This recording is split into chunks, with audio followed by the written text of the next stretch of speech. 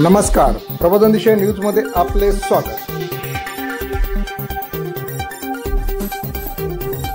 अशी कुठलीही माझी नाराजगी नाही। नेमबी जिल्हा राष्ट्रवादी काँग्रेस शरद पवार गटाचे अध्यक्ष चंद्रकांत पाटील यांचा शिवसेनेत जाहीर प्रवेश।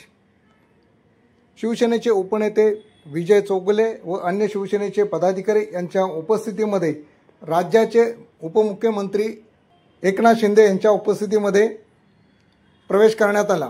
शिवसेनेत प्रवेश केल्यानंतर प्रसारमाध्यमांशी बोलताना चंद्रकांत पाटील म्हणाले की माझी कोणतीही पक्षावर नाराजी नाही, मात्र जी कामं व्हायला पाहिजे ती होत नसल्यामुळे सत्ताधाऱ्यांच्या बरोबर राहणं ही काळाची गरज आहे असे सांगितले।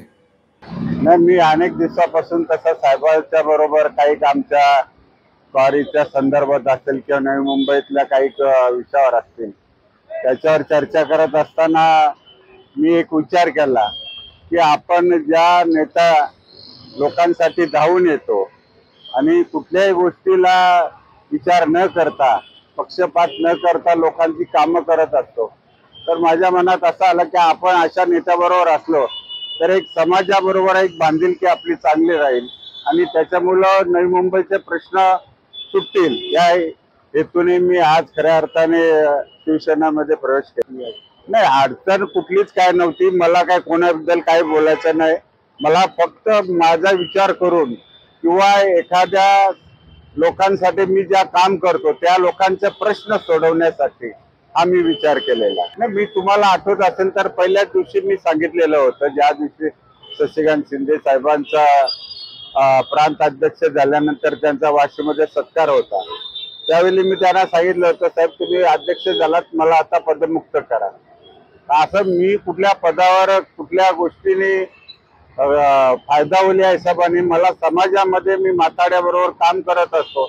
माथाडी वर्गीयांचे अनेक प्रश्न असतील त्यासाठी मी साहेबांना आताच चर्चा केली। कांदा बटाटाचा विषय असेल, नवी मुंबईचे प्रकरग्रस्तांचे प्रश्न असतील, घराचे प्रश्न असतील, परिवारांचे प्रश्न असतील, त्याच्यासाठी मी नेहमी तुम्ही बघितलं असेल आता 2 मोर्चे मी काढले त्यावेळी।